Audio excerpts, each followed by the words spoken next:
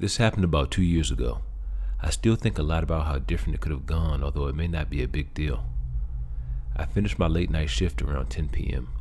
The company did provide us with transportation all the way to the door of our home, but I had requested to get off about a 20-minute walk before to buy some dog food. The street I was walking on was one of the main ones for that area, so it was unusual for it to be as lonely and dark as it was that night. I'm a person that gets paranoid over almost anything due to previous childhood trauma and experience, so feeling that fight or flight instinct isn't rare for me. It is hard to determine if it's my head playing games though. Not long after I left the store, I thought I noticed a car going almost at the same pace beside me. Being used to feeling these things, I figured I would just stop walking and see if the car continued its path, but it didn't. I walked a little further and the car again followed my pace. Something made me peek inside and I saw a man driving that was looking straight at me. This of course lasted no more than a couple of seconds. The look on his face was one I had only seen in movies before, and in that moment I was sure he had no good intentions, so I immediately started running down the street. The car accelerated by my side again, almost at my same speed. I stopped running until I got to a hot dog stand full of people. The car made a quick U-turn and went back from where it came from. I called my roommate and told her I was scared to keep walking, although it was just a couple blocks now, and she agreed to pick me up. Once I told her the whole story, I was considering calling the police, but we dismissed it due to not having license numbers and fear of being told I was wasting their time. This is also due to previous experiences where I called. Keep in mind I live in Mexico, and unfortunately not much is done in cases like these. Sometimes not even when you have bodily harm or strong evidence.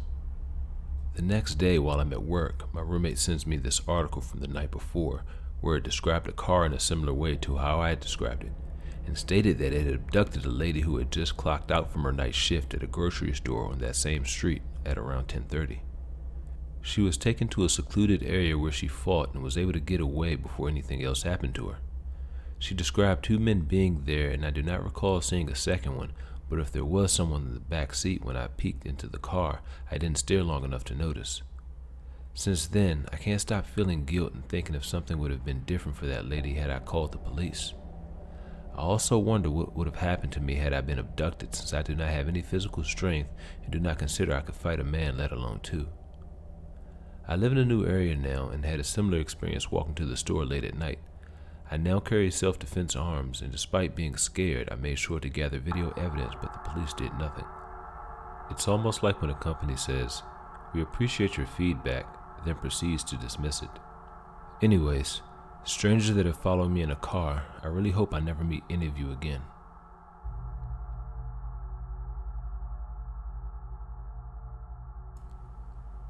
This is a story of someone I knew and had cut ties with because he was a fucking psycho. The first half will be to add context as to why I cut him off, and the second half is what makes it a let's not meet. I don't know if he uses Reddit, so I'll omit ages and locations. It started about 4 years ago when I was living in a friend's house while attending a nearby university. It was myself, my friend, his sister, and their parents. Roughly about 2 weeks into staying there, my friend's sister invited her boyfriend to live in the house too, and by all accounts he was a pretty cool guy at first. Very sociable and full of great stories. We often sat around the table for drinks or talked about life having a smoke in the garden. Within the first month, however, he started to get comfortable. Cracks started to show in this veneer. He would rant about government conspiracy, how he was always a wrong party. He was big into Sigma male bullshit and martial arts, and Christ did he have a temper. He had this big dog he always kept in the cage that was extremely violent when he wasn't around. The dog attacked his girlfriend and had to be put down.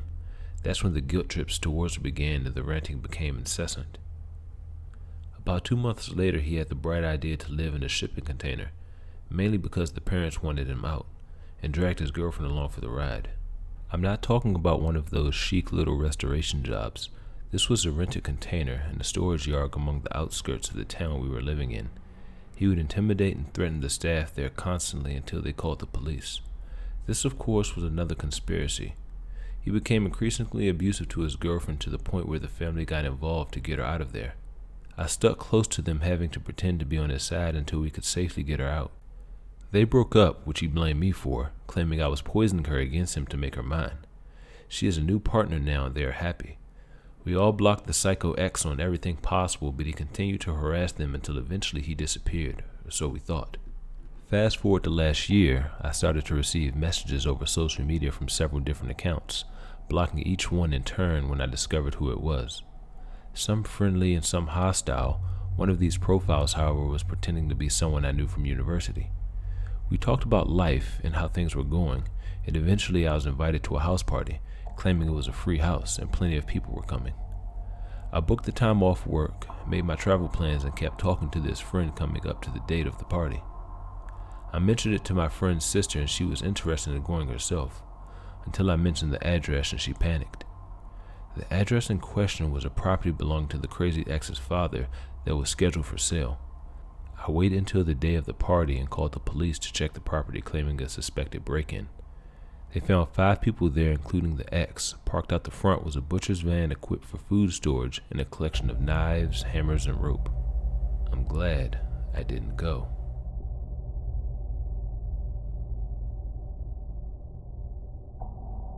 Hi, my name is Anastasia, and a few days ago something happened that makes me sick. We moved to an East Coast town about a year ago to be closer to family. So close, in fact, that my aunt, her wife, and my cousin are only a 10-minute walk from my house. Granted, we are very spaced out and borderline rural despite living about 15 minutes from the outskirts of a big city. I was walking my 2 little dachshunds back home from my aunt's house. My mom hates it when I'm alone the majority of the day, so I spend time at their house. I was genuinely enjoying my time. It was cold but quiet and oddly beautiful. I got home, fed my pups and 2 birds, and FaceTimed a friend. I was talking with them doing chores and was admittedly being loud and giggly when taking out the trash to the cans on the side of my house. I get back inside and lay down in bed still chatting, when my bird starts calling at something.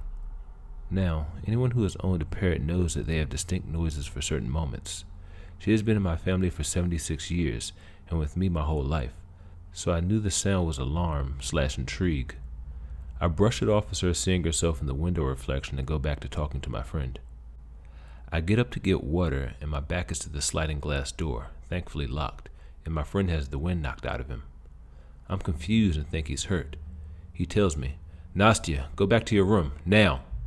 I scoff, but then I see it in my camera view.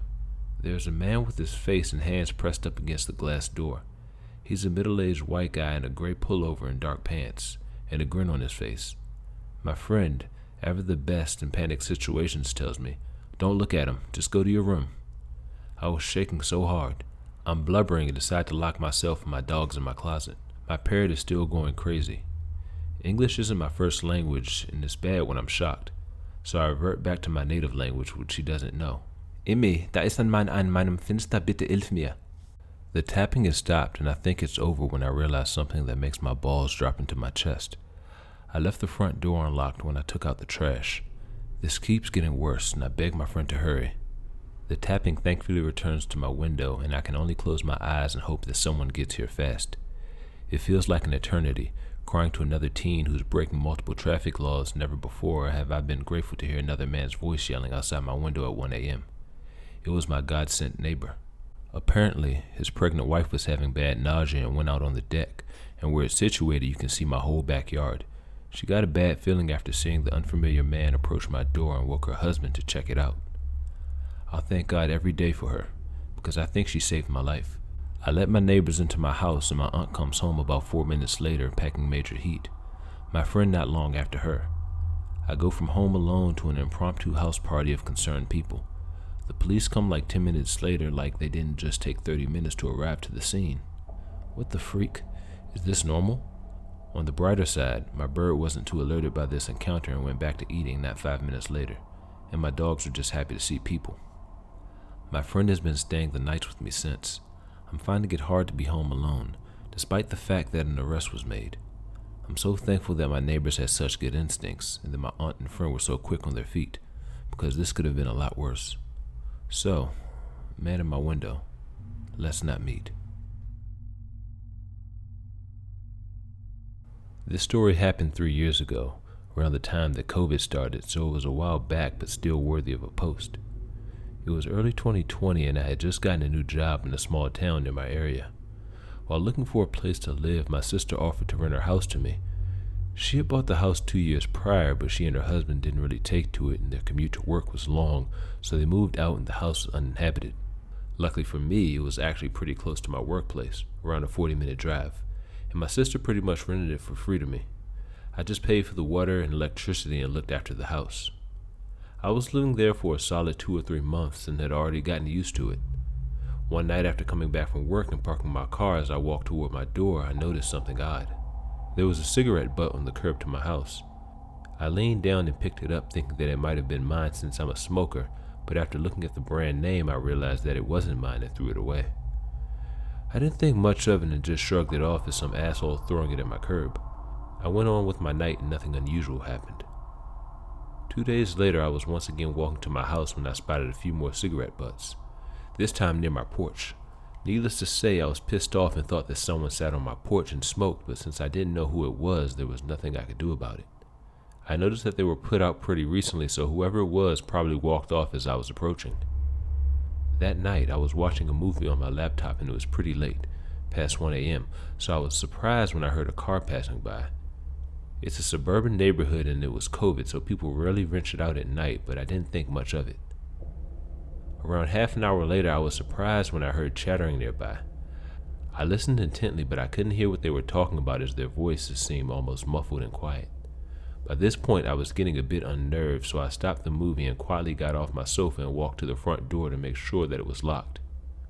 As I was approaching the door, I froze mid-step as I heard the two approaching my door and reducing their talking to a whisper. I realized right away that whoever this was wanted to break in. I leaned in against my front door and waited, expecting a loud bang against the doorknob being shaken, but it was oddly quiet. I decided to walk over to my window to see if they had walked away or changed their mind. My windows have bars from the inside out that you have to unlock so that you can move the curtains to look out the window comfortably. I slowly unlocked the bar mechanism and lifted it up. I moved the curtains and was taken aback. Leaning up against my window was a man. He was as startled as I was because he basically stuttered over his own steps as he jumped back. He tightened his hoodie to cover his face, so all I could really see was his big blue eyes looking at me. His friend realized what was going on and right away started kicking the door in. He kicked it a solid 4 or 5 times, but the door wouldn't budge. All the while I was staring at them frozen in fear and trying to comprehend the situation. I snapped out of it and slammed the bars over my window, locking them and running upstairs to the storage room where I pushed a table up to the door and called the cops. As I listened and expected the two to come inside any minute, I heard a loud crash and the bars from the windows being shaken aggressively. When they realized that they couldn't get in, one of them let out a long, angry scream that probably woke up half the neighborhood. By the time the cops came, they were long gone. The police couldn't find out who it was, but were more active in the neighborhood in the following weeks. Regardless, I wasn't too keen on staying there, so shortly thereafter I moved out. My sister sold the house a few months later, and as far as I know, nothing similar ever happened since. I honestly don't know what they wanted, or why they were so determined to get in.